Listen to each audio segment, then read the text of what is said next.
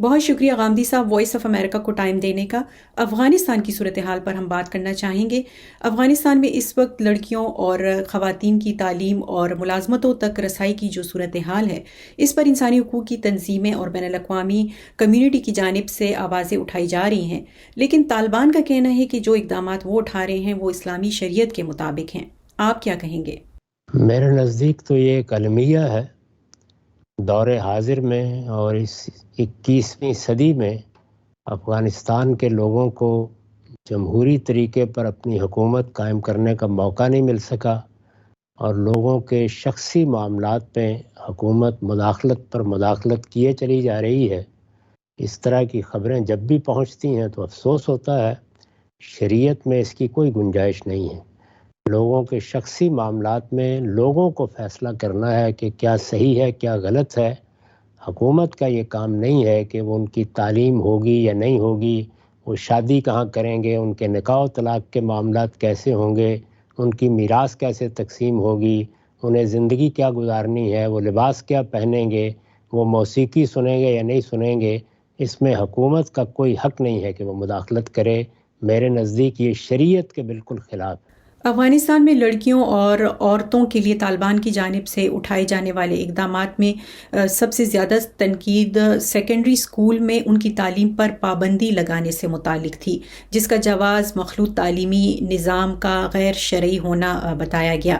تو کیا مذہب میں مخلوط تعلیمی نظام کے بارے میں کوئی واضح احکامات موجود ہیں؟ رسالت مآب صلی اللہ علیہ وسلم کے زمانے میں عورتوں نے جو کچھ دین سیکھا اسی طرح سیکھا۔ وہ جمعے میں بھی جاتی تھیں، عیدین میں بھی جاتی تھیں، وہاں مرد بھی ہوتے تھے۔ آپ کو دسیوں روایات ملیں گی جس میں مردوں سے عورتوں نے کسی موقع پر حضور نے کیا بات کہی اس کی تفصیلات پوچھی ہیں۔ مذہب میں ایسی کوئی چیز نہیں ہے۔ یہ تو موجودہ زمانے میں بعض لوگوں نے یہ رائے اختیار کی۔ یہ درست ہے کہ تعلیم کے لیے اچھا ماحول فراہم کرنا چاہیے۔ وہ اگر یہ بہتر ہے کہ مخلوط تعلیمی اداروں میں لوگوں کو ملے گا تو اس کو بھی ایک رعایت دی جا سکتی ہے، اور اگر یہ بہتر ہے ہمارے تجربات کی روشنی میں کہ خواتین کے لیے الگ ادارے ہوں تو اس کو بھی آپ ترجیح دے سکتے ہیں۔ مذہب نے اس معاملے میں کوئی چیز طے کر کے نہیں دے دی۔ مذہب کے آداب کا لحاظ رکھتے ہوئے ہر طرح کے طریقے اختیار کیے جا سکتے ہیں۔ طالبان کا کہنا ہے کہ شریعت کے مطابق مسلمان خواتین کو لازمی طور پر جو ہے حجاب پہننا چاہیے۔ تو کیا خواتین کے چہرے کو ڈھانپنے والے جو برقعے ہیں وہ ضروری ہیں، اور شریعت میں اس کی کتنی گنجائش ہے؟ اس کی شریعت میں بھی کوئی بنیاد نہیں ہے۔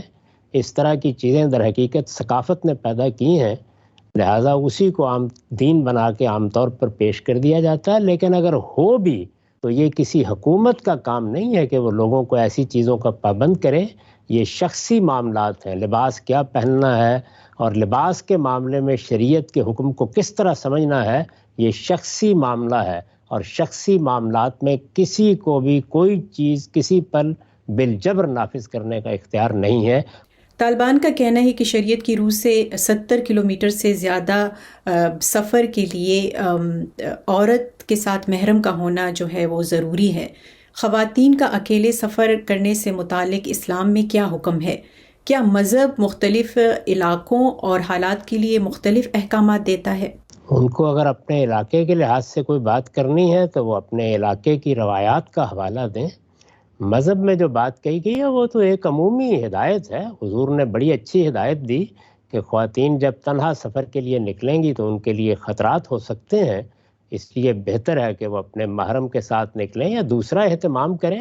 آج کل کے زمانے میں چونکہ سفر کی نوعیت بدل گئی ہے اور اس میں بڑی حفاظت کے ساتھ آپ ہزاروں میل کا سفر کر سکتے ہیں، افغانستان سے امریکہ تک کا کر سکتے ہیں، تو یہاں عورتیں فیصلہ کریں گی کہ ان کو کیا ضرورت ہے، کیا انہیں کسی کو ساتھ لینا ہے، وہ عورتوں کے درمیان میں ہے یا حالات ایسے ہیں کہ کوئی خطرے کی بات نہیں۔ یہ فیصلہ عورت کے ہاتھ میں ہے۔ ہم رپورٹس دیکھ رہے ہیں کہ افغانستان میں موسیقی کے آلات توڑے جا رہے ہیں۔ خواتین اور مرد گلوکاروں کو اب گانے کی اجازت نہیں۔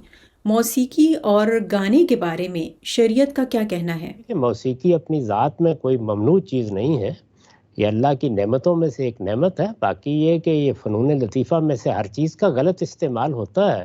لوگوں کو تلقین کرنی چاہیے کہ وہ غلط استعمال سے بچیں۔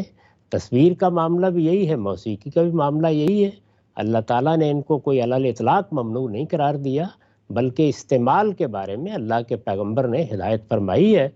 تاہم کوئی بھی ہدایت ہو، جب وہ شخصی معاملات کے بارے میں ہے تو اس میں حکومت کوئی حکم نہیں دے سکتی۔ ان کا کام بھی یہ ہے کہ وہ جمعے کے ممبر پر کھڑے ہو کر لوگوں کو تلقین کرنا چاہیں تو کریں اور اپنا نقطہ نظر دلائل کے ساتھ بیان کریں، اس کو بالجبر نافذ کرنے کا کسی کو حق نہیں۔